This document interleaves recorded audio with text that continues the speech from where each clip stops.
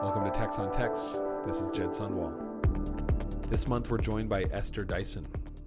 If that name sounds familiar, you may have heard of her from her career throughout technology. She's been around for a long time, doing a lot of interesting things. I first got to know her when she was on the board of Eventful, the first startup that I worked for out of grad school way back in like 2007, around that time. Anyway, she's been a luminary for a long time. I think she was the first executive director of ICANN. So she's been around from the very beginning of the internet. And also, if her name sounds familiar, she is the sister of George Dyson, who was my guest on episode 5.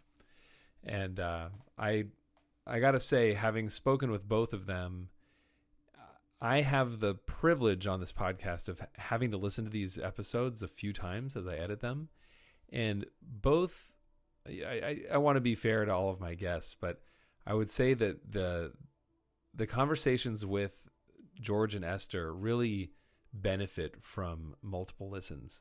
They're such smart thinkers. They're such deep and thoughtful people. I just admit there are a lot of things that they say in the moment that I don't catch, and I don't even catch upon first listen. Sometimes I really understand things like on the second listen.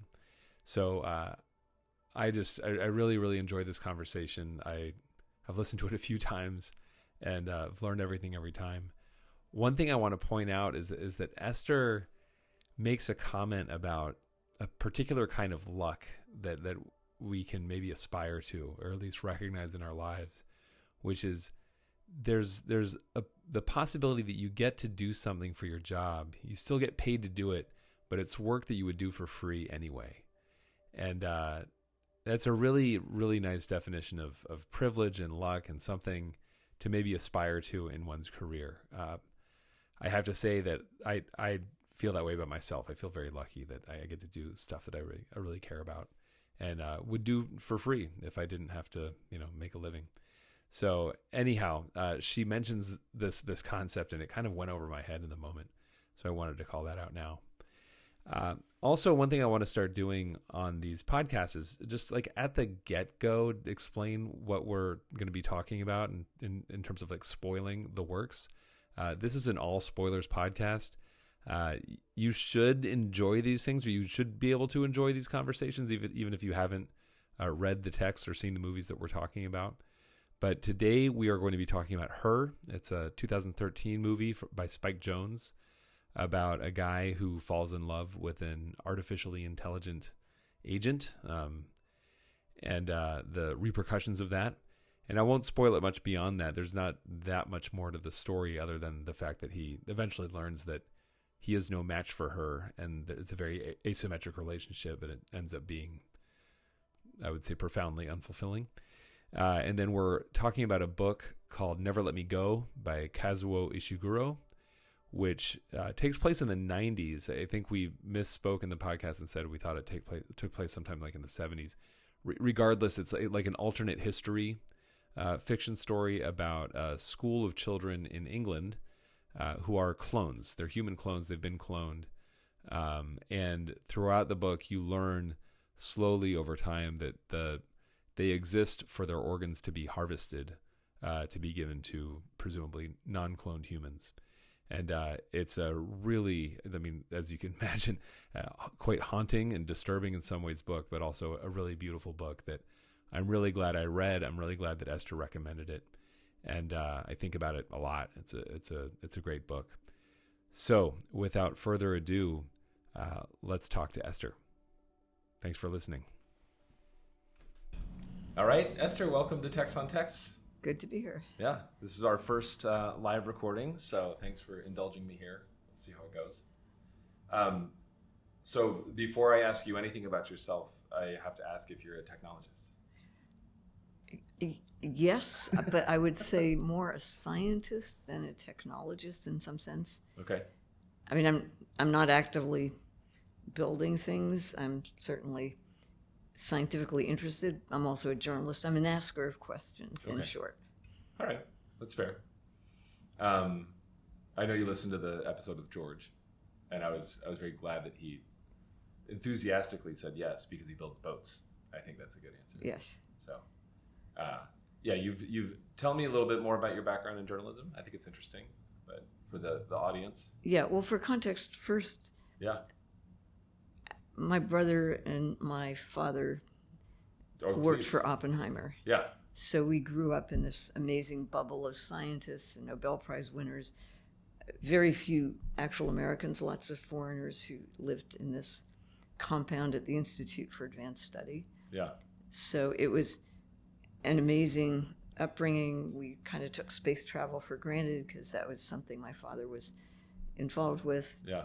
And we were askers of questions. On the other hand, we didn't know much about real life, I remember. So this was a very academic place. And I spent the year I was 13 in England at my own behest. Okay. With family friends of my dad's. And when I came back, I finally got the job I'd been wanting forever, which was to work in the public library. Okay. And discovered, as I was talking about, details of working and so forth, I thought, well, I know about the guys in the stores and the milkman, but I thought normal people had 3 months off in the summer. It's a rude awakening. Yeah. I think when you realize that. Yeah. I actually, I mean, I didn't have the same upbringing you had, but I definitely remember a moment when I realized like that summer vacation was not actually part of life after a certain age. Yeah. Yeah. So you were raised a scientist.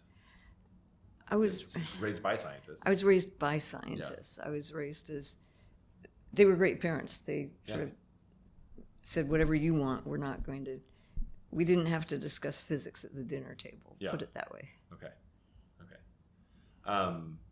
And then, then how did you get involved in, but you've been involved in computing from early days. Yeah. Well, after college and after a year of sort of intellectual dishwashing, writing newsletters for office workers, Office Guide for office girls, and PS for personal secretary and MS for medical secretary, I got a job as a fact checker for Forbes magazine. And then did what I really wanted to do, which was I'd worked for the college paper. I became a fact checker for Forbes back when it had fact checkers. And the rule was if you couldn't come up with a good story idea, you had to fact check someone else's story. And the most interesting stories that weren't really being covered much were in tech. Right. So I got more and more interested in that as opposed to utilities and the kinds of companies that the audience of dentists and retired investors were interested in reading about. So ultimately I joined Wall Street because I realized at Forbes we were just writing stories, and I thought, I'll go to Wall Street where people make decisions. And discovered that what I was really doing was selling stocks for a brokerage house. Right. And there, the most interesting company I was following was FedEx. It was a startup that had raised $100 million, was doing a new round at $15 million. Wow. Down round. Yeah. Before it ever shipped a package. And then. Wow. Yeah, it was a wonderful story. And learned about logistics and timing and Slack and all kinds of, again, really interesting, sort of physics/logistics concepts. Yeah.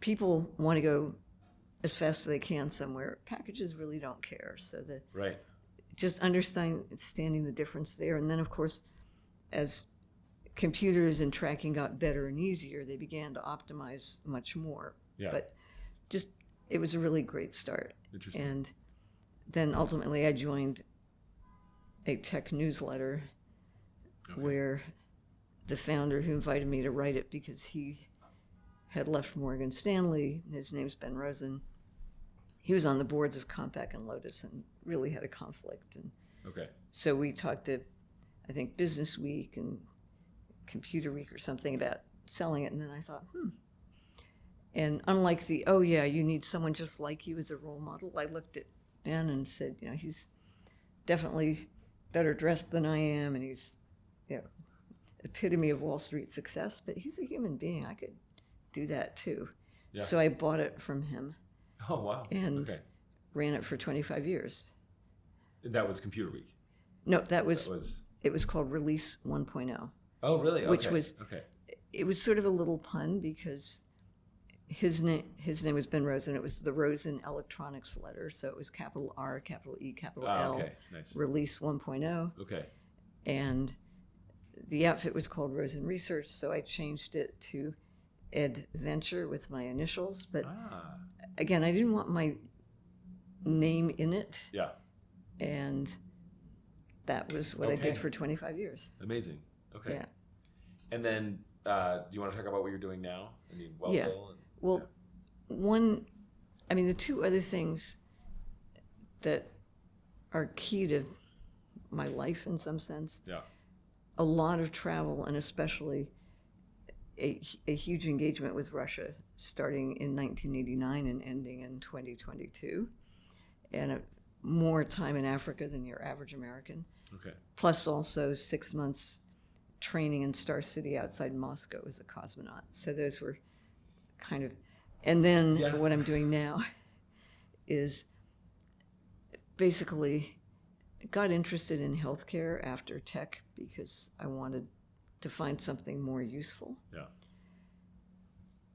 And if you look at healthcare and you start asking questions in the US, your first question has got to be ultimately, why are we spending so much money fixing people who shouldn't have been damaged in the first place?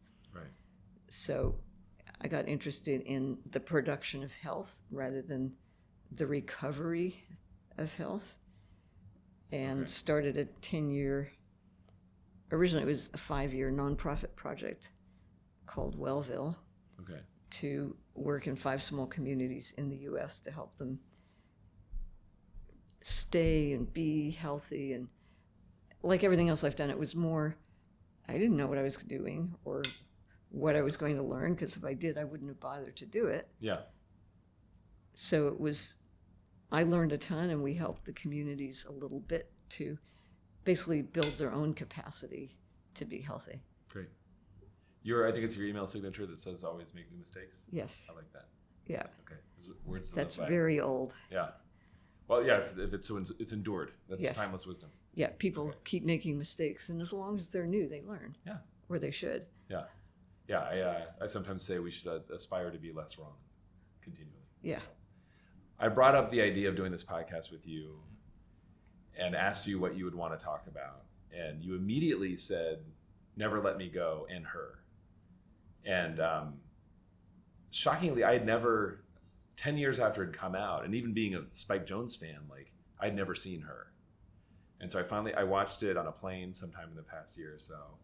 And then I picked up Never Let Me Go, and I absolutely loved it. So do you have any recollection of why those things came to mind? Well, they're both, on another day I might have picked 2 completely different ones. Yeah. But which is fine. Certainly AI, I think people misunderstand it, and they misunderstand, some willfully, some not. Some people think it's big and shiny. Some people think it's incredibly dangerous. I think one of my favorite things is two-phase commit, which in its day was a big thing. It was basically the notion, for example, at FedEx, somebody picked up the package and they scan it in, and then someone else acknowledges they got the scan, but you need both sides sort of to certify the transaction, and then you can keep your database up to date. Yeah, a very basic thing, but it was huge in the plumbing. Yeah, and AI, in a sense, or you talk. So pretty much everything we do has a 2-phase commit now. Right. And in the same way, long ago, we used to talk about phone sales, or Dell Computer started out very innovative. Mm-hmm. They did fax sales. They would fax advertisements and then confirm them by fax and so forth. And so, 10 years from now, there won't be anything that isn't somehow AI supported, and that's not a problem. AI is computing, and it does certain things. Right. Then there is the whole other area of AI, either pretending to be, and of course the AI itself doesn't pretend, the owner of it makes it pretend to be human. Right.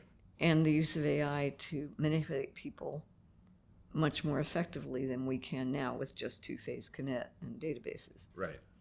But it's not magic, and at the same time, one of my favorite science fiction memes or whatever is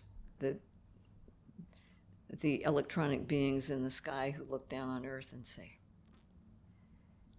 it's so weird, they think with their meat. I mean, I'm electronic, I'm intelligent. These, like, it's wet, it's chemicals. How could... And so the essence of what George talks about a lot is if you're sufficiently digital, you become analog again. Right. And, if something comes along that's better than us, that's digitally analog, God bless them. I mean, I believe in evolution. Yeah. But right now, I'm a human, and I believe in humans and not using AI or manipulative business models to manipulate people. And the big danger with AI, I mean, beyond discovering new forms of poison and blah, blah, blah, is really its ability to accelerate predatory business models. Right.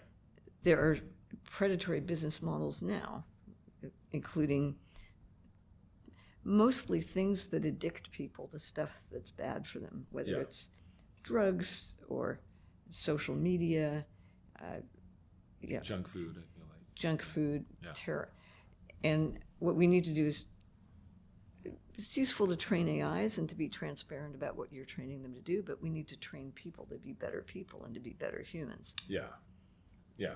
So, trying to get back to what your question was. But what is why you chose these? I mean, I mean, Her contains all of that. I think Never Let Me Go also does, but in a much weirder way. Yeah. Well, so the timing of this is really interesting. Wellville is ending. We're having our final big gathering next week, though the whole thing ends at the end of the year. Okay. And our big gathering is not a funeral, even though National Wellville is ending. The whole point of it was not to be permanently sustainable. Right. And one thing some people are getting addicted to, in some sense, is the notion that they should live forever. Yeah. And the point of Wellville was precisely not to live forever, but to help the communities build not people who live forever, but institutions that at least have some sustainability. Right. And then in the middle of this summer, Biden resigned, probably a little late, and just randomly, somebody I know, there's a movie about him undergoing euthanasia, and just lots of stuff about term limits. Yeah. So right now, my sense is term limits is a really important thing. Mostly people stick around too long, things last too long. Yeah. But in some things, our term limits are too short. When we invest in something that keeps people healthy, our vision is too short. We should be helping people be healthy now and look for return 20 years from now. Right. What you do now when you're... The thing I regret most about well, maybe not, but one thing I regret about my youth is not wearing sunglasses because my eyes are overly sensitive. Yeah. Okay. And a lot of people now, I think, regret going to loud rock concerts without earbuds. Oh, no. Yeah, I think the toll's coming due for that for me. But even as we talk about the fundamental of Wellville is partly invest in your community, don't be selfish. Yeah. Right. It's also about time. Yeah. Think forward, and we need to think along both those dimensions more effectively to build a good society. And yeah, the thing I recall the best about Never Let Me Go, which ironically, as I reread it, I think was in the movie but not in the book. Okay. Was at the end, someone says, whether you're a clone or a human, life is too short, and you figure out what's really going on right at the end. Yeah. And then it's over. Yeah. But you can have a good life even if it's short. Yeah. The point is, what is the substance of your life, not what is the length of your life. Right. So it's interesting. I got to pull out my notebook. Okay.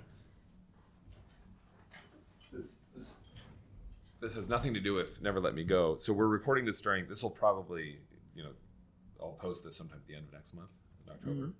But we're just finishing up Climate Week here. Right. And I wrote this down, I don't remember what meeting I was in, but I said something. When we cooperate as a species, we cooperate with the future. This is a quirk of the fact that we perceive time. And it's a very interesting thing about us, is that we care about ourselves, and we care about our future selves, and we also care about, the others. Future generations. Yeah. It's a very interesting thing that we do as a species, that we're selfish, but we also think about future generations. And that has made us survive. Yeah. And so, but yeah, that has to do with exactly what you just said. Anyways, it's great that you said that, because it's what's on my mind as we talk about climate stuff, is like, we have to prepare for the future, but we don't have a lot of good institutions that are designed to do that. No. And Never Let Me Go is so beautiful. And also I'll do an intro to the podcast, but it's all spoilers. So, this is a terrible concept for a podcast, because I assume that my listeners have actually read the text, and that's not always true. But yeah. And if they haven't, we need to give them a little context. Yeah. I mean, one thing I love about the way Ishiguro writes is he uses euphemisms so elegantly. Oh man. Because the basic concept here is there are normal people, and they are kind of in control. This is in England in the 60s, something like that. Yeah, it feels like 60s, and 70s. So there's quite a class society, and they've figured out how to make clones that can be used for spare body parts for normal people, and the clones grow up in these boarding schools and don't really know what's going on, but they do get taught, here's what happens. You grow up here, and then you maybe get a job, but ultimately what you do is first you become a caregiver for people who are donating, and then you become a donor yourself. And the people who donate do it sometimes only once or twice, sometimes 3 or 4 times, and then they complete. That's right, they complete. That's the term. Yeah. Yes. Yeah. And so it basically means donate your organs and lose a kidney, and then you need a caregiver to take care of you, and then after you've lost 3 or 4 more organs, you complete. Yeah. Which is an amazing euphemism. Yeah. And you never really, it's so you slowly understand what's going on, and And the essence of Never Let Me Go is a song that is supposed to be about never let me go, my lover, but one of the protagonists hears it as a baby, because the clones do know that they can't have babies. Yeah.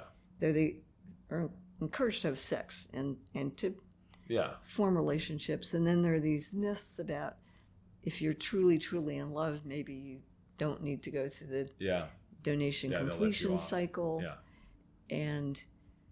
But at the end, whether you go through that formal donation completion cycle or you just go through life, at the end, you hit the same death, and your time is over, and it's probably too short, and everything you've learned, if you don't do it right, goes to waste. But if you do it right, like with Wellville, we can end, and the communities will take that wisdom forward. That's a great way to describe like what you're trying to do, and to give, so to take the edge off of like this the lesson of the book, because it's, I mean, I'm about to start crying. It's such a beautiful book, but because it's so sad. You realize these, like, he writes so well about what it's like to grow up and have friends, and I noticed betrayals and teasing people and he writes so carefully about just like the protagonist who's narrating most of the story, like Kathy. He was looking at her this way, and then she had her back to him, and then like they all walked in this direct, like really paying attention to how humans look at one another, how they respond to one another, form little groups, and to describe the experience of a clone growing up without a family, but we're still just social animals, and we have this genome that makes us behave in this way and try to find meaning in our lives. And but to your point, like, it seems cruel what's happening to them, but then you're like, well, it's not that big a difference between what's happened to us as well. Exactly. Yeah. And one thing that I found interesting about the book, and I think there's some context around AI in here as well, but it's really what's on my mind mostly these days is our institutions. So these kids, it's another element of the story, is that the protagonist and her friends, they all went to this, it's kind of a special school. Yes. And they discover later how special it is. Well, right. I mean, do you want to, you read the book more recently than I did, or listened to it again. Well, I'm curious to get your take on how special the school is. I mean, a part of so the essence of it is they don't really understand how different they are. It's kind of so much of what they think they know is rumors. And I mean, right. One thing I learned when I went to Russia was what's really important is usually what you don't even talk about. And so some of it is misinformation and some of it is real. Why are we here? Why are we different from, they know something about society. They read famous novels. They read Jane Austen. Yeah. And at the same time, they're told you're special. You have a special role. That's why you're here in this boarding school. Yeah. And ironically, I always remember one of my very early jobs was at Viacom, which had spun off from CBS. It much later got reacquired. And anyway, I'm sure there were loads of Wall Street Journal stories about CBS spinning off Viacom, but nobody mentioned it to me. Okay. I'd heard it once. Yeah. And I thought that it must be a secret because they didn't I was 20 or something. Yeah. And then I found next to the copying machine, or maybe the fax machine, I don't know, but something ancient, this stapler that said CBS. And I thought, evidence. But I didn't mention it to anybody because I just thought, whatever it is, they don't talk about it. Interesting. And it's exactly that same, I think I understand, but I better not mention it too much. And there was one teacher who wanted to tell them the truth, and she basically got fired. Right. Because the sense was somehow knowing too much might make them uncomfortable or something. I mean, well, I'm a big believer in the truth. But yeah. Well, no, I mean, I think what's revealed is that this was like an experimental school that some activists had managed to set up to show off that like these clones are actually like full humans. They create art, and it was just unbearable for some of these teachers to see like, these are real people that we know we're just going to chop up and there's like some intimation that there are other cloning operations where that are not so nice. It's just like a feedlot or like kind of like chicken farm. Yeah, chicken farm kind of thing. Yeah, and most of the teachers just went along with it. Yeah. And the staff got the sense that they were kind of allies but had no power either, ironically. Right. I mean, they weren't the people who started the school. They were just workmen, and they kind of also saw the kids as human. Yeah. Well, yeah, and what I think is so fascinating about it is that it aligns very nicely with your story about CBS. Is you're 20, a kid. Sorry, 20-year-olds are still little kids. creating this mental model of the world and institutions in it. And these are little kids that they're like, this school is our world. Like, this is the most important institution in the world. And, they finally grow up and they like find the original, like, teach, the bosses of the school. And there's just like a bunch of like people who'd run a nonprofit. Yeah. That ran out of funding. And they're like, wait, I thought this was like forever. The whole world. Like, in my mind, you ran the entire universe. And I find out now you're just like some people that had set up a nonprofit that like ran out of funding. And you're like, yeah, as you get older, you keep like peeling back the curtain and you're like, wait, what? It's just people trying to figure stuff out behind every single curtain. But when you're growing up, we tend to imagine these very large institutions that are inscrutable. Well, they are inscrutable in a lot of ways. And what's fascinating to me about AI is that we are actually now entering a world in which there are these entities that we interact with that are inscrutable. Right. And that's the whole point. People are inscrutable too. Right. I mean, yeah. The business models are obscure, the people are obscure. And just because it's AI, ironically, we're sort of paying more attention to it. Yeah. My God, AI discriminates. Well, it discriminates because before that, people discriminate. And that's what the AI learns from. Yeah. And it does what it's trained to do. Yeah. Yeah. It's, there's these, news cycles every now and then about like, horrific content showing up in the training data sets, the kind of things that you don't want to train these models on.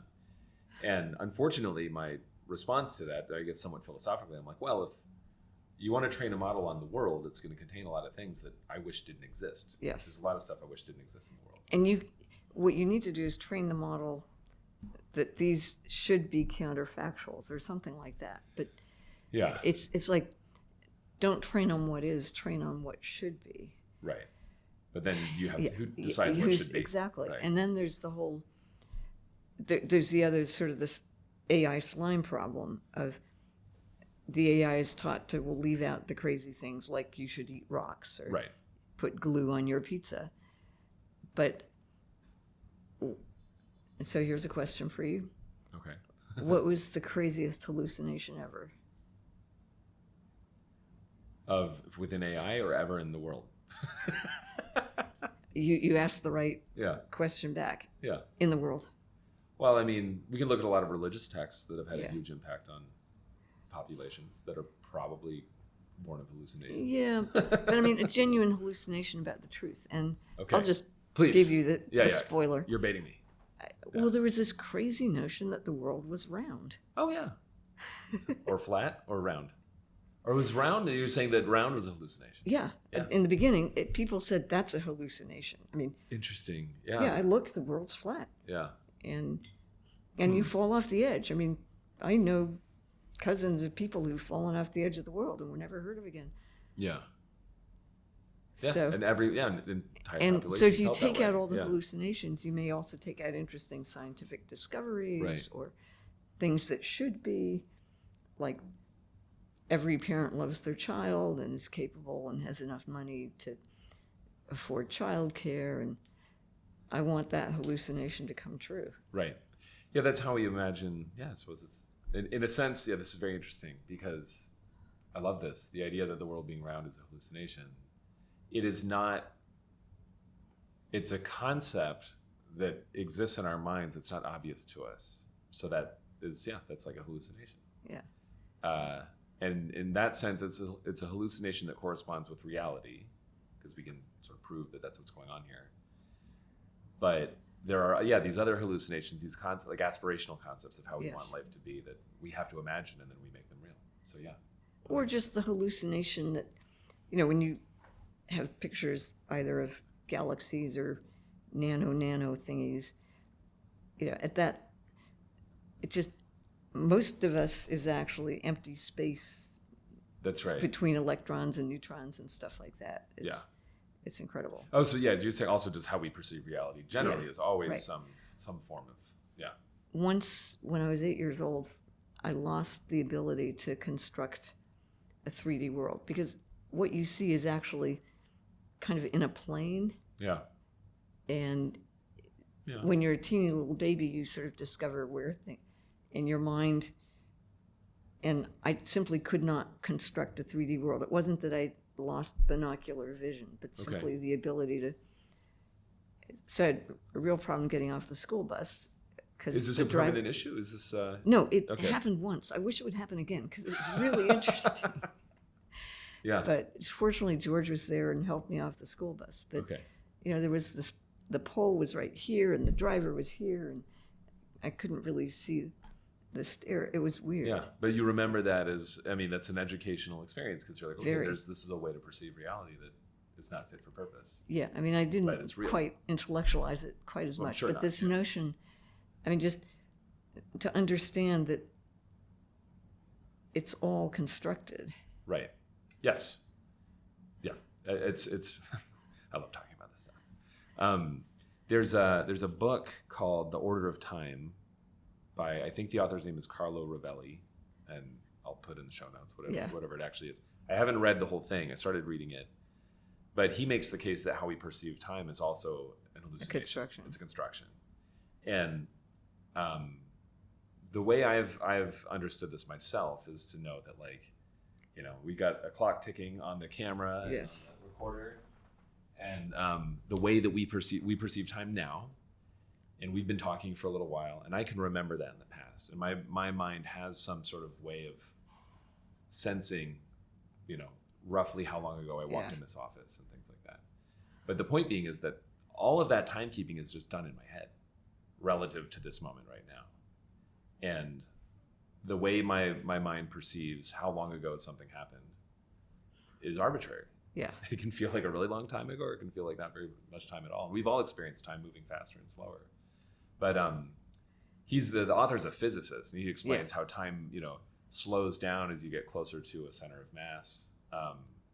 And that makes no sense to me whatsoever, but he's like, this is true, and we shouldn't take how we perceive time as an accurate representation of what time actually is. So just building on what you're saying.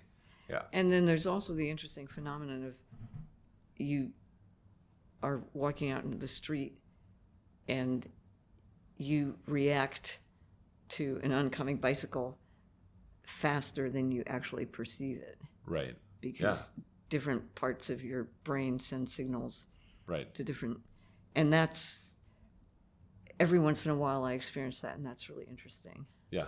Yeah. You're a sensorium that's responding in a lot of different ways to things. Yeah. And so, I think we do ourselves a disservice when we think that a few, I don't know, we have biases towards favoring certain senses and organs and stuff like that. So, okay.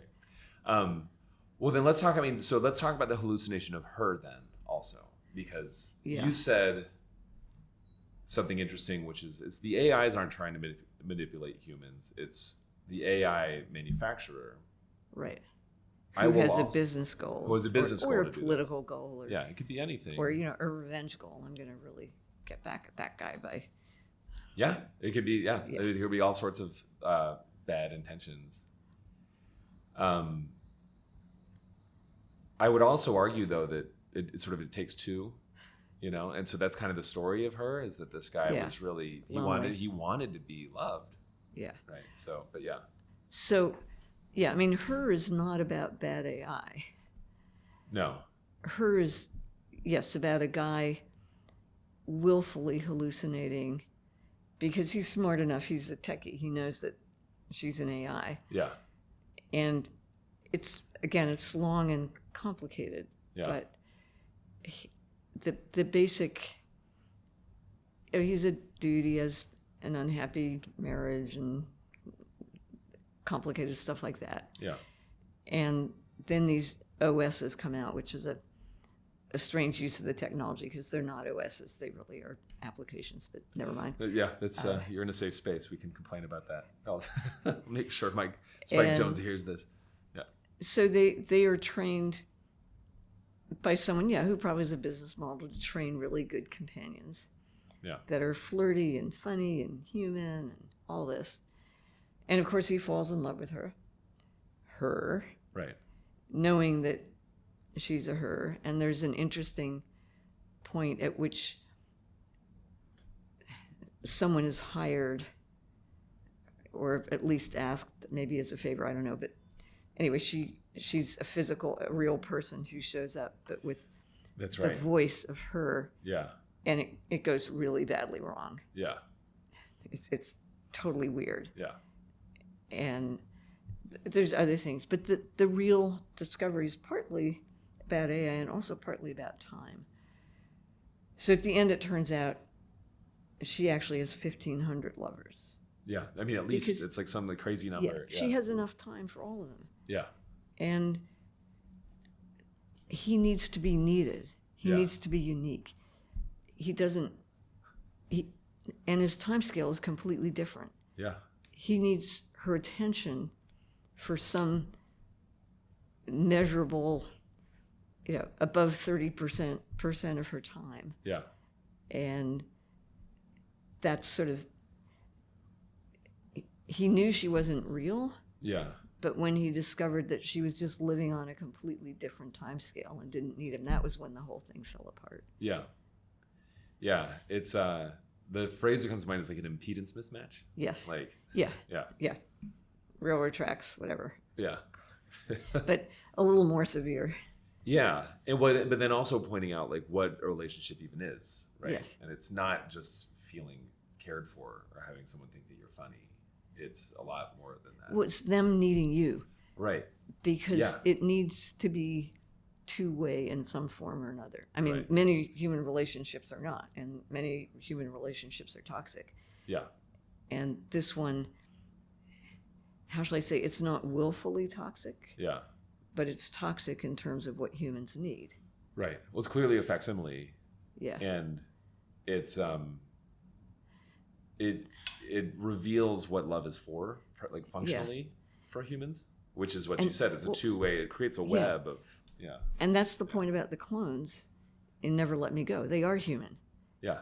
They may be artificially created, but they're not artificial in the sense that they can feel love. They are human. Right. And they love one another. And even though they don't have babies, they do have families. Yeah. And they need one another. And this whole, there's basically a three-way bungled romance between Tommy, Kathy, and Ruth. And that, Ruth redeems herself in the end before she completes. Yeah. By insisting that Kathy and Tommy get together again. Yeah. And that gives meaning to their lives. Yes. And they help get each other through everything. Right. And they needed one another. They needed one another. Well, and I mean, and then it's sort of like dark. It's just such a great book. But like, I don't know how to say it. It's a very dark optimism or something like that. That like, these clones, they were also needed. They were for something. Like well, they were human. They were human, but they also like donated their organs to other people. Like there's some virtue in what they did, even though they didn't. They never signed up for that. I mean, that's true. But when there wasn't a lot of human connection between the donors and the certainly not. The recipients. No. I mean, I'm not advocating for this scenario, but but they were needed in a. You want to be needed by a particular individual, not by, something that's hungry for an organ. Yeah, like chattel. Yeah. Yeah. I mean, in a sense, their recipients were not human to them. That's right. That's true. And were, fundamentally grabbing something in an inhuman way. Yeah. Yeah. But I mean, giving your kidney to your brother is very, very different from selling it on the market. Yeah. Which is why we have these complicated rules and thoughts about organ donations. Yeah. Yeah. No, it's I don't know if I'll take back what I said, but I mean, there is something. I guess virtue isn't the right word, but clearly they are giving a gift. They're giving a gift. They certainly not voluntarily, but they also. None of us exist voluntarily either. No. Right? So anyway, it really, it does such a good job of opening up this can of worms. Yeah. There's another thing that somewhere the book or the movie isn't there yet, or maybe someone's working on it, but the John Benet Ramsey story, if you remember that. Yeah. The girl who was basically her mother treated her like a clone, in that her purpose was to win beauty contests on behalf of the mom. And you get these, there's some of it now with the junior Instagrammers who basically are performing for their parents. There's tons of child labor like this. Yeah. And that's a toxic relationship. Right. Where the child's purpose is not to become their own best person, but to serve the needs of the parent. Right. In a way that, it's one thing if you grow up in a poor farm community. And so my grandfather's aunt went to work in a cotton mill when she was 4 years old in the north of England. Wow. Yeah. 4. Not leaving, but running around picking up bobbins and probably taking hair off whatever hair fell on. I don't know, but that's one thing where at least you hope they loved the child. Yeah. But when the whole purpose of the child is somehow to fulfill the parents' desires, right, that is also really, really creepy. Yeah, well, certainly it's creepy, especially when it's, I mean, the way I would characterize a lot of that section of the economy is you're feeding your kids to a machine. Yes. And that doesn't seem appropriate. Whereas, like, if you're a blacksmith and you raise a blacksmith, and it's part of the family tradition. Yeah, there's something that's better. Yeah. I mean, it's like nobody. And the nice thing about the clones, in a sense, was they were manufactured, but there's no parent there abusing them or exploiting them.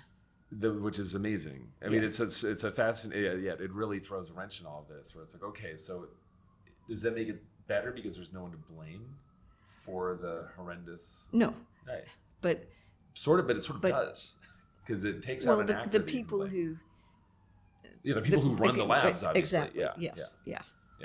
But it's and you don't expect them to love those children as their own, though, right? So. But it's, I mean, in a sense, it's also people who other people, because we do that. Society does that now, right? By color, by race, by origin. Geography. I mean, I have probably all the clothes I'm wearing are made by people, in not great conditions. Yeah. I mean, I don't try to buy the cheapest clothes ever, but like it's just something, a probable reality we have to confront. Yeah. Yeah. I once was in Hong Kong long ago, and I knew the PR guy for Esso, now Exxon and whatever. Yeah. And he knew that I really wasn't interested in the oil or gas business. So he said, I'll just show you the workers' housing that we've built for our workers. But he was smart enough to arrange it that first I would see the housing of people who were not workers for Esso. Okay. And, one room, 15 people, triple bunk beds, granny in a chair. I mean, just the conditions people lived in. Yeah. And so compared to that, his workers' housing was actually pretty decent. Interesting. Yeah. Yeah. Well, I mean, this goes back to, again, it never let me go, this idea of puzzling over what humans are for, what we mean to each other, what a good life is, right? They get to go to the school. It sounds lovely. It's like English countryside. And loving one another. And loving one another. Yeah. And you're like, well, yeah, they don't. But then, and then just being cut up. And, doesn't go into too much detail, but like clearly, like you've lost a kidney and then you've lost some other organ and you're sick. Yeah. You're just sick and dying. And you need a caregiver who might be someone you knew. Yeah. Oh, gosh. And there's also this notion of your possible. Oh, gosh, yes. Yeah, go on. Yeah. So the possible is the possible person that donated their genetics, I guess, to produce you, the clone. And so you would look for your possible, and there were sightings. And, of course, the most attractive possibles were beautiful people that you might see going into a fancy store. Yeah. And then at one point, one of the characters gets mad and tells the truth and says, don't kid yourselves, folks. It's not those kinds of people you're made out of. It's the hookers and the barflies and the people in jail. They're the ones that, presumably got paid and had to give their genetic material. But you're made out of trash. Right. And again, it's what defines you. And what really defines you is your humanity, not your genetics. But and this is the other, I guess, the English aspect of the book of having the class society is these kids also grow up very aware of class society. Yes. Right. And so they're placing themselves in the world, and they know that, well, we went to this school, and they don't know that much about it, but it's a special school. But we're better. Yeah. And so, of course they strive, and they want to have jobs, fantasizing about having an office job, let alone like having a baby or anything like that. But then, and then maybe hopefully pretending that they're part of a higher class. Yeah. How, I want to go back to your interest in like healthcare now. Clearly there's a lot of overlap in these themes, like how we care for people, like how we set up systems to give people fulfilling and healthy lives, and how long we live. Yeah. So do you want to talk more about like Wellville and what you've learned, or what mistakes you've made? What new mistakes you've made? In a good way, I'm saying. Yeah, no, a mistake. Yeah. You can make a mistake good. Yeah. So something I thought of just this morning, there's land acknowledgments that we talk about in the U.S. Yeah. This land actually belonged to indigenous peoples, and white settlers came and drove them away. Yeah. And there's labor acknowledgments. The people living here, many of them were slaves that were abused by abusive landowners and so forth. And then what I need to do is a personal luck acknowledgement. Yeah. Because I have some rules for people who are lucky. And one is never do what you wouldn't do for free as a job, but try and get paid anyway. Interesting. And so many people, and that's the luckiest thing in the world, to do what you love, to actually make enough money doing it that you can afford to do it. Yeah. And we work in communities where people don't have that choice. They have to work, they have 2 or 3 jobs, the jobs are underpaid, they've got kids, all kinds of things might have gone wrong in their lives, and yet some of them become community organizers, many of them take jobs helping other people, and get paid very poorly. So I was lucky enough in the stock market ultimately to be able to start Wellville, which was originally a 5-year, 5 community, 5 metrics project. And every one of those things changed. Yeah. So it started as a contest, became much more of a collaboration. Realized 5 years is just sort of the beginning of getting people's trust. Yeah. You need to stick it out a bit longer to help the community make lasting change. And some of 2 of the 5 communities changed out over the course of the 10 years. Okay. But the basic idea was not, we're coming in with fish for you, or even we're going to build you a fishing school. It was, what fishing schools would you like to build, and how can we help you do that better? How can we give you advice? We're outside agitators. We don't want your jobs. Yeah. We're not going to give you money, but that means you don't need to tell us how great you are.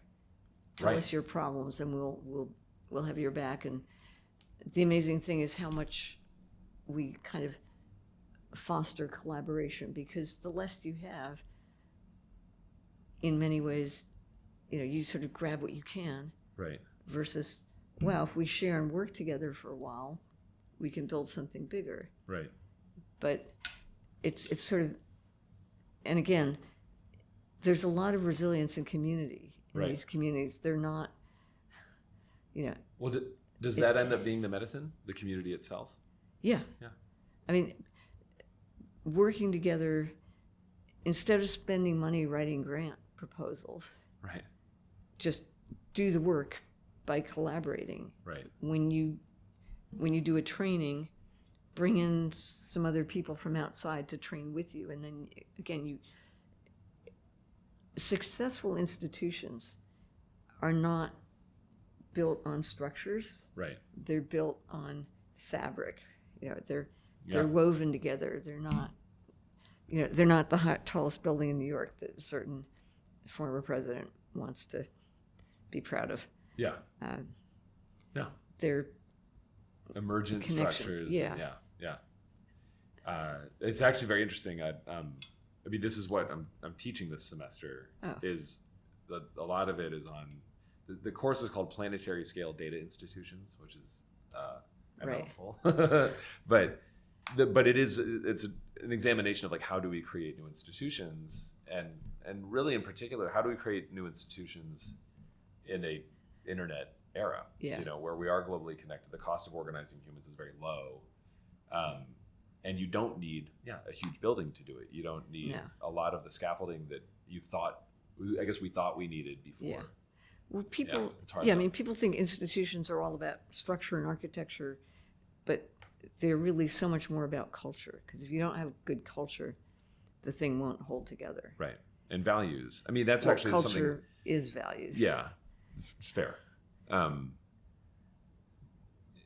As Wellville wraps up, I mean, I have to imagine. I mean, is there a spiritual component to it? I mean, you wouldn't say that way, maybe, but no, there is. I mean, we're having a very think about the past, the present, and the future. Think about ancestors. Think about descendants. Yeah. And how do you? Again, what we're doing is we're not. The institution of Wellville is leaving, but we've helped weave a fabric that will continue. And part of this is the people who started it coming together with the people who continued it. Because in each community, over 10 years, there's been a lot of turnover in who is involved in what things, and people have taken new jobs. And the whole point of the term limits thing is it's not do your term and go. Right. It's do your term and prepare the next generation for the next term. And that's the whole, and that's why, the one thing the clones couldn't really do was prepare their children. But it turns out they could, as families, they could, to a somewhat lesser extent, influence the next round of people coming through. Yeah, there's a bit of interaction between the grades. Yeah, and there's also the peer-to-peer, and then there's the donor, the caregiver and the donor, and then the donor, the caregiver becoming a donor. There's another generational gap. Yeah. But it's less. Yeah, it's diminished for sure. Yeah. This is interesting. Yeah, we're in the process right now of also doing. We've just launched a thing called the Cloud Native Geospatial Forum. I normally don't talk about work on my podcast, but where we it's set not up work. What? You do it for free, right? No, it's my job. I run a nonprofit. But you sound similarly like you would do this. Yeah. I mean, I'm it's very not supportive board and everything like that. I'm able to pay the bills, but we created an editorial board for our community because of precisely what you just said. We needed another mechanism to bring up more leaders and train more people. Yeah. And in the open source world, typically open source code is made by like a couple people. Right, and then but it usually just stays with them. It's very hard to get succession plans for these projects. Right. And it's great. I mean, we love these people, but we need to have other avenues for people to contribute who might not be master coders that write packages that become, gold standard. And so having a board like this, that the goal is for half of it to term out every year. So they serve 2-year terms, but then, but staggering every year. There's an overlap. And, but yeah, to this point that like, if you're able to do that long enough, what you end up with are, again, in the case of Never Let Me Go, kids growing up thinking like, this is an institution. Like, this is how the world is built. And what's funny to me I mean, and you've had a lot of experience in Europe as well. Is as I've gotten older, I've become so much less precious about institutions because I'm like, oh, the World Bank, like, not even 100 years old. I mean, yeah, like, there's the Bretton Woods stuff. Like, all I know is that some stuff happened in the middle of the 20th century that I was born into that world, and I thought, well, this is what the world is like. And now I'm sort of getting older. I'm like, oh, the world wasn't always like this, and it doesn't have to be like this. And maybe, but most people do grow up in it and think, oh, well, this is how it is. Yeah. I need to also mention the Long Now Foundation. Oh, please. Oh, yeah. I love so focused the on idea of them. And in a sense, we're going through our own transition from our first quarter century to our second, and trying to do a better job of training our descendants, bringing in new people. Yeah. And somehow reaching beyond just Silicon Valley and to help institutions go through those transitions. Yeah. Because we too didn't really, we knew about the Long Now, but we were less conscious of the cycle of transition. And so, again, term limits. Yeah. Well, there's Steve Jobs' commencement speech. Have you ever watched that? Where he talks about death so enthusiastically? Yeah. It's great. Yeah, it's such a useful, it's what allows evolution to happen. It's what allows learning to happen. There's sort of short-term learning that you learn through your life, and then there's this long-term learning that you learn through evolution. Yeah. And then, honestly, there's the mismatch now between what evolution created, which is people who live in an environment of scarcity and danger. So we're much more nervous and we're much more greedy than really is good for us long term. Yeah. And this turns into one other thing that I really learned partly from Russia, but partly through Wellville. What is addiction? Oh, wow. Okay. And I actually have two companies that are couples counseling. And I won't talk about my companies much, but one, you can. One is You and Your Food, and it's called Way, as in Eat My Way. Okay. And the other's about You and Your Money, and it's called The Beans, as in counting the beans. Yeah. Because addiction is less about the substance or the thing, it's about your toxic relationship with the thing. Yeah. You look for relief that never really satisfies.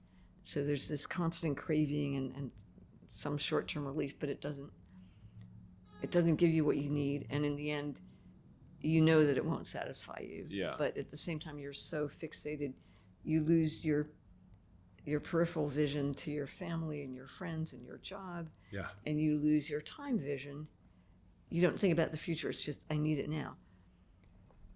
And that, it's not just people. Community organizations get addicted to short-term grants. Right. And for those grants, they do things they're not interested in. There's no intrinsic motivation. Right. It's, well, they've got a $50,000 grant for a high school science class. We'll do that. This is my reality. Yeah. Yeah. And VCs get addicted to exits, not to building sustainable businesses.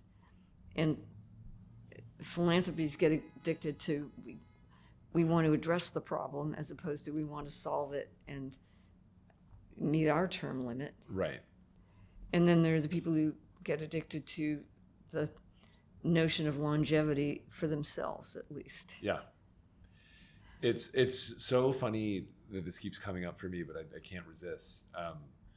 I do not consider myself a very religious person, but I think just very heavily influenced by my own interpretation of Christianity, which I think is a lesson to transcend the ego and understand that this existence is not about you. No. And that true freedom comes from you making your life not about you. It's about all of us. Yes. Yeah. And the idea that, to me, it's just so comical when you see it happening. People are like, I'm going to go to Mars, or, I'm going to live forever. It's like, what? Do you think that's going to be fun? It won't be. No. You will not be imagine. satisfied. Well, first of all, so I cracked my wrist and had pins in it and so forth and so on, and oh my gosh! And I look at this wrist and I think, well, as long as it lasts as long as I do, I'll be fine. And if I thought I would live forever, I'd be so nervous. Every time you cross the street, you might be losing infinity. Yeah. And if you can live forever, you have no way of prioritizing, because in a sense you have to do everything. Yeah. No more bucket list. It's like, if you're going to live forever, you have to do everything. Right. It reminds me of a friend who became very rich and said to me, one problem with, and believe me, this is not your average person's problem, but we have so much money, it's hard to prioritize, because I could go to Hawaii tonight for dinner, I could get a yacht, if it's too cold in the room, I could have someone bring in a heater. It's just, there's no, you need a center of gravity around which you can build your life. And if your life's going to be infinite, there's no center to it. No, I think I have my theory on the affliction of the ultra wealthy, which I've not experienced. It's not this is not my cross to bear. It's too much freedom. There's a point at which constraints. The constraints are gone. Every entirely. artist wants constraints. But I think we need it. Yeah. We need them. We need also relationships we have with people are constraints. Yeah. I don't want my wife to be mad at me. Yeah. That's a constraint. And you also want people who are not in your debt. I mean, you want your wife to need you, but you don't. Yeah. You don't want her to be so dependent on you that you can mistreat her. I mean, it's just. Oh yeah. You don't want people to need you for their life. You want them to need you for yourself. And being surrounded by people who will never tell you the truth because it's not good for them. Yeah. Yeah, it becomes very toxic. I mean, we see it over and over again. So. Yes. I wonder if we've skewed too far. Are we hitting our term limits on time here? You tell me. I don't know. We've been going for an hour. We'll edit some of this out. But we can start wrapping up, though, if you want. Yeah, no, I mean, you can keep asking questions, but, I mean, it's been great. I love it. Well, yeah, I want to kind of we'll edit this part out. I'm just thinking, how to land the plane. One of my signatures is court jester, ESTHER. Okay. Because a court jester is the person who tells the truth. Yeah. Knows all the secrets. Yeah. And sort of tells the truth in a way that other people can recognize it, but does not really betray the confidence of the king, but still and allows the conversation to be aired, or at least the idea. Yeah, and just in the end isn't responsible. Right. Isn't part of the hierarchy. It's a very important role to play. Yeah. It's interesting. I see myself as being kind of that. Because we're a nonprofit, everything I do is within this, nonprofit context. I think we're pretty transparent about who funds us. There's nothing weird going on.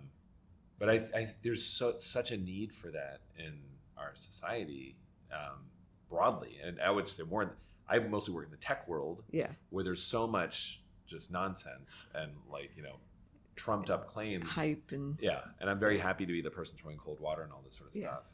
But you have to do it in the right way that doesn't hurt people's feelings too much. And the jester plays a very important role. And acknowledges that there are people who are caught. Yeah. One of my favorite books is called Between Two Fires, which is not fiction. Okay. About basically the compromises one makes in Russia and of course everywhere else. Yeah. Do you take money from a charlatan because that money helps you feed orphans? Right. Or you're in an institution. There's another book, different but similar, Exit, Voice, and Loyalty. Do you fight from within or from without? How can you... So many people go into healthcare and they want to change it for the better, and then they get stuck in toxic business models. And So I founded, and it's run by a CEO, but I'm part of this nonprofit called Wellville, and something to do with healthcare. I regularly get email pitches to upcode my patient. Just basically lie and say this patient is much unhealthier than they are, so that I can bill more for caring for them. And I mean, there's just these scam mills that do that. And as someone who gets Medicare, I regularly get phone calls saying, you must have back pain, surely. Can you just sign a little thing saying you have back pain and we'll send you some drug or something? And, and they are not, how shall I say, lucky people like me. They are almost always people with an accent who clearly are part of some horrible exploited workforce that makes them do this because that's the only way they can pay for their kids. No, the incentives are there. I hold them blameless, unfortunately, but like this kind of goes back to tying it back to her and AI and institutions. Like I think I've said this on this podcast before, and maybe it was to Tim O'Reilly, but like that we already live. I mean, you said this earlier also. Like humans are inscrutable, but our lives are already mediated by a ton of inscrutable institutions that we don't control, right? So we're like, oh no, AI is coming. It's like, no, like we've been dealing with these institutions for a long time that are bad for us, have incentives that are counter to ours, whatever. I mean, and that controls so many people's lives. And if we only understood things better, maybe we could change them. And that also is part of the message there, that this inscrutability, this willingness to believe, is keeping us from realizing the common goals we would have if we actually collaborated versus being kind of put into little puddles where we don't understand what's going on. Right. Well, I think this, to me, it also, one way I sort of diagnose the problem is that a lot of these structures that I've grown up with are very lowercase l liberal, liberalism, informed by liberalism and consumer capitalism. I mean, to pick on Amazon a little bit, I'm glad I worked there for as long as I did, but like its mission is this, very clever mission, which is like to be Earth's most customer-centric company. And going back to what I was saying about like my Christian beliefs, I'm like, I think I'm against that now, which is that if we have all these machines that are aligned with what you want for yourself, it's like, I want to be short term. Well, then also add to the fact that like there's a massive industrialized advertising business that's algorithmically driven to train us on what we think we want. Exactly. So it's like we can see it before our very eyes, like it leads to a lot of addiction. To your point, you have a machine that's like, oh, we have a mailing list of people who probably have back pain. We can probably get them addicted to drugs legally. So let's go. And I think, but all this comes down to, there's a kind of a dogma underlying all of this that's like, people should be able to do what they want, or they should get what they want. And I don't know if I don't want to tell people what they want, but I mean, it's dangerous. It's like democracy also. Yes. In order for it to work, people need to know the truth. Then they can vote democratically, and then they can make good choices. But if they're deluded and they are basically, through everything from a troubled childhood, they're trained to be short-term, focused on immediate gratification, and not to understand the truth. Then they're going to make bad choices for themselves. They're also going to make bad choices when they vote.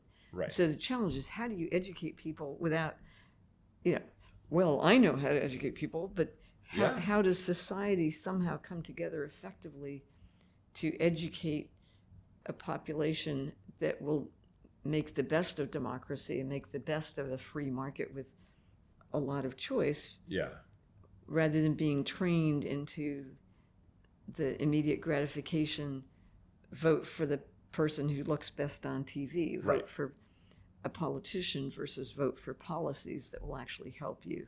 Right.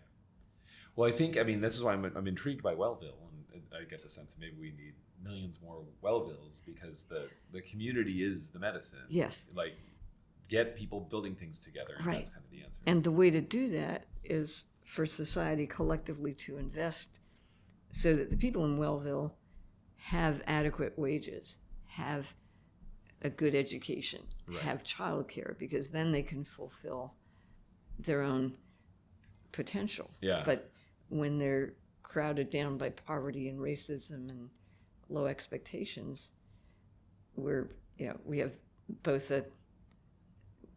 there's a health crisis in terms of the percentage of the population that's basically not functioning very well. Right. And just as there's a climate crisis. Right. And both of them require collective action rather than, and we need to stop talking about spending on healthcare and talk about investing in human potential. Yeah, I do think okay, so I'm going to bring it back to the beginning. We need better hallucinations. Yes. Right. And then we need to make them come true. Yeah. And so, I think this is good because, I think about this a lot of the way the conversations we have now, people are hallucinating apps. They're hallucinating startups or some sort of SaaS business that will solve everything. I think we need to hallucinate a more engaged local community that has the time and wherewithal to help each other out. Yeah. Okay. I mean, one of my favorite books that's also not fiction is The Gardener and the Carpenter by Alison Gopnik at Berkeley. Yeah. Married to Alvy Ray Smith, who the basic premise is never imagine your children that you can construct them like a carpenter. You need to raise them like a gardener. They may be a dandelion, they may be a rose, a petunia, but help them become what they can be. Yeah. And each is unique and individual. And it's the same with the community. You can't construct a community. Right. But you can help it grow with light, with nourishment, with just resources from outside. And then they can do amazing things. Yeah. I believe that. Well, thank you for this. Thank you. It was fun. That was a real treat for me. All right. I hope you enjoyed that. We opened a lot of cans of worms. Sometimes I felt like we weren't really closing anything or concluding anything, but like I said at the beginning, after listening to that a few times, I just found that to be such a gratifying and illuminating conversation. I'm so grateful to Esther for making the time to do that with me. I absolutely loved it. Thank you for listening to this. As always, if you are listening, drop me a line. Let me know. I'm always open to suggestions for books and for people to have on. I do not have a lot of time to read these days. I've been slacking off isn't the right word, but I've been quite busy teaching as well as doing a lot of work stuff. But I still welcome your suggestions, and I'm really glad that some of you out there have sent me stuff to read, little short stories and things like that that I love to read. So thanks. Keep it up. Please tell a friend. If you're watching this on YouTube, like and subscribe, as they say. If you have the option to rate this podcast somewhere that you get podcasts, please give me a good rating. If you think I deserve one, I think that kind of stuff helps spread the word. And just to remind everybody, maybe I should talk about this more often. The goal of this podcast is actually to get people to read more, and especially to get people in technology to read more, just because I think it will be good for some reason. It's kind of an act of faith on my part, but I really think it's something to encourage. And the truth is, I also know that it's working, because I've heard little anecdotes out there of people picking up books that we've been discussing, and it's just been awesome to hear that. So if you're interested in spreading the word and helping with this, just like I said, tell a friend, leave reviews, subscribe, let me know that it's that you're finding it gratifying. I'd love to hear from you. I'll say it again. I'd love to have an intern. I'd love to be able to pay an intern to work on this. So if you know anybody who has grants or funding to support this kind of work or could help us find an intern, please reach out to me. It's jed@texontext.net.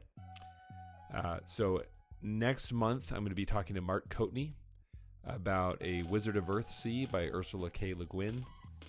That was another live recording. I'm still figuring out how to do this audio stuff in person. So, bear with me on that. But it's really great to do these live recordings. Shout out to Max Lenormand from Minds Behind Maps, also a former guest of this podcast, for guiding me on how to get the in-person audio equipment. But anyway, so that's coming up next month in November will be the conversation with Mark Coatney. And then after that, I'm hoping to have a conversation about Francis Ford Coppola's The Conversation, which happens to be screening on film at Yale while I'm out here, which is a great, just wonderful coincidence because it's an awesome movie and very relevant to this podcast. So that's a lot of yapping. Thank you for listening. I hope to see you next month. Peace.